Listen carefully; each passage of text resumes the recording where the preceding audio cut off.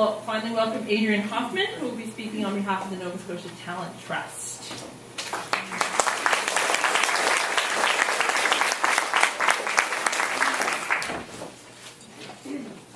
Well, thank you to 100+ women who care.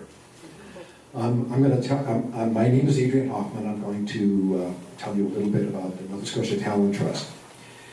It was founded 69 years ago, just over 69 years ago, by the Halifax Ladies Club to support the career of the African Nova Scotian soprano Portia White. Maybe you've heard of her. Several years after the Halifax Ladies Club founded it, it joined up with the Nova Scotia government to continue supporting her and then other singers and musicians. About 30 years ago, I was approached by Louis Stephens. Anybody remember that name? He was the Deputy Minister of Culture at the time, to sit on a jury for the Nova Scotia Talent Trust. And since that time, I've been associated with this organization. At that time, we worked on getting beyond just supporting musicians, but also supporting people from any artistic discipline. So it is now a multidisciplinary organization, sponsoring scholarships for young and aspiring artists from right across the province. And what is really wonderful about this organization is the number of people and the effect it has had upon the population. Just this morning, I signed 33 acceptances for scholarships, and a month ago I signed another 20. That's 53 scholarships that we are going to award this year. But here's the issue, here's the problem we have.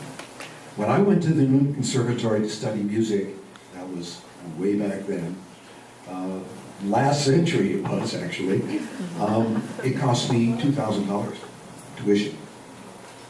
I checked on the website, this is a couple of years ago, the cost of an education in the arts at the New Conservatory of Music is now over $50,000 per year.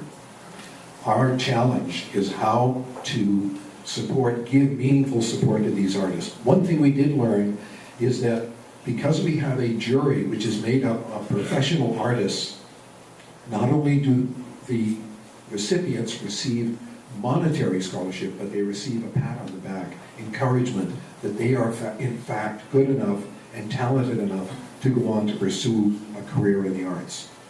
And in many cases, this is equal to the monetary, but we're concerned about the monetary amount dwindling. As inflation rises, we're concerned about the monetary value of the awards that we're given. As I indicated earlier, this is something I've had an association with for more than 30 years. I started as a jury member. We then formed a board of directors, of which I am now the chair.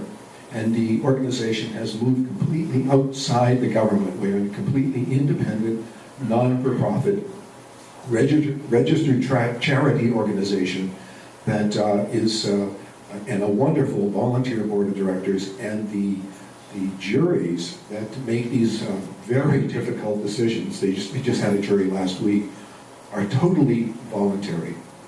They do not receive fees, they do not receive honorariums. The professional artists do it as a contribution to the cultural welfare of our province. So thank you again for allowing me to share some information about an organization I truly love, and I hope it has helped you to learn a little bit more about us. Thank you very much.